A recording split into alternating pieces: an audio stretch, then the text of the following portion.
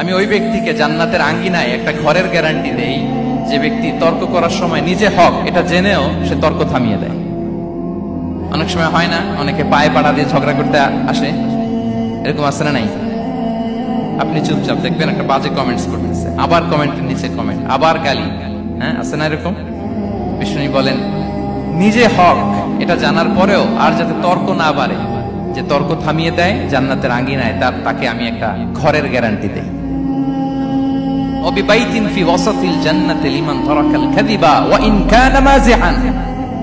আর ওই ব্যক্তিকে আমি জান্নাতের মাঝখানে একটা ঘরের গ্যারান্টি দেই যে ব্যক্তি কৌতুক করার সময়ও মিথ্যা পরিহার করে। করতেছে কৌতুক, ফান করতেছে, আর হি ইজ কিডিং, পান করে, কৌতুক করে, কিন্তু কৌতুকের সময়ও সে মিথ্যা বলে না। এই স্বভাব যাদের, তাদেরকে আমি জান্নাতের মাঝ বরাবর একটা ঘরের গ্যারান্টি দেই। এরপর বিষ্ণু কি বলে দেখেন, তিনি বলেন وببيت في أعلى الجنة لمن حسن خلقه।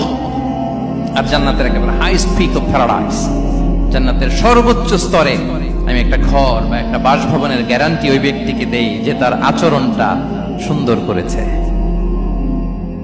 যে সুন্দর আচরণের অধিকারী হয়েছে, তাকে জান্নাতের হাইস্ট পিকে আমি একটা বাসভবনের গ্যারান্টি দেই। তাহলে বলেন তো আমাদের আচরণটা সুন্দর করার দরকার আছে না নাই? এটা খুব ছোটখাটো একটা আমল, তাই না?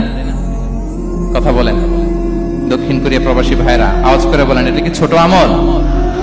দেখলে সালাম দিব, সুন্দরভাবে কথা বলবো, ভালো উইশ করব, হ্যাঁ, হিংসা জিঘাংসা অহংকার থেকে মুক্ত থাকবো, খিটখিটে মেজাজের হব না, অলওয়েজ স্মাইলিং ফেস থাকবে আমার, হৃদ্যতাপূর্ণ আচরণ। এই কাজটা কি ছোট আমল? আওয়াজ করে বলেন এই আমলটা কি ছোট না বড়?